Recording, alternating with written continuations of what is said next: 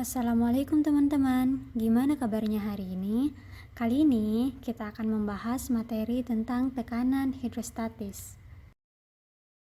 Nah, adapun tujuan pembelajaran kita kali ini, yang pertama, menjelaskan pengertian tekanan hidrostatis, kemudian yang kedua ada menggunakan rumusan tekanan hidrostatis, kemudian yang ketiga yaitu menerapkan konsep fluida tekanan hidrostatis dalam kehidupan sehari-hari.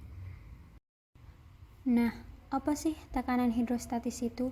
Tekanan hidrostatis adalah tekanan yang diakibatkan oleh zat cair yang diam pada kedalaman tertentu. Nah, bisa kita lihat pada video berikut. Jadi, mengapa seseorang dapat terapung ketika menyelam?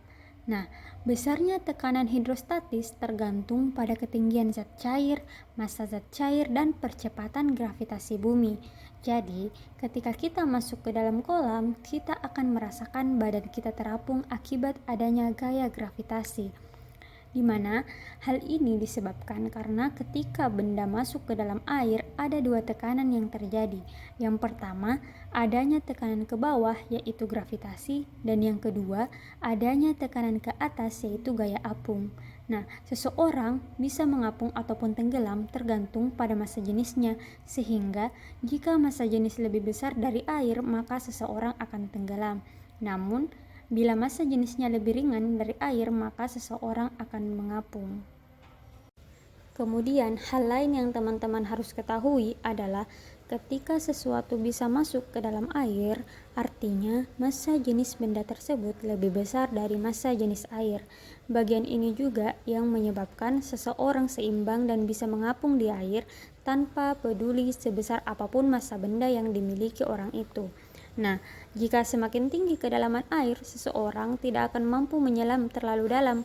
Makanya, dalam kehidupan sehari-hari, dibuatlah kapal selam yang dibuat dari bahan yang kokoh dan kuat, serta memiliki bentuk yang hampir bulat karena hal ini dimaksudkan untuk mengatasi besarnya tekanan hidrostatis dalam kapal selam tersebut.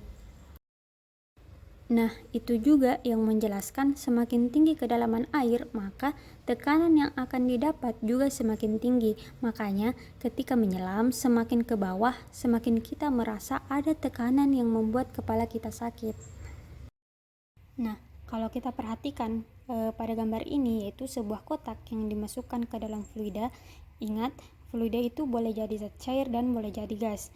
Nah, bebasnya zat cair itu bisa jadi ada minyak dan lain sebagainya, juga fluida gas.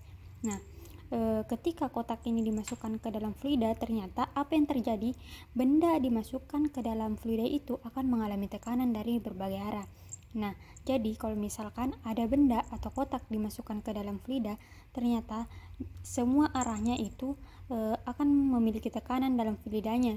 Jadi, tanda panahnya ini menunjukkan gaya yang diberikan oleh fluida benda tersebut.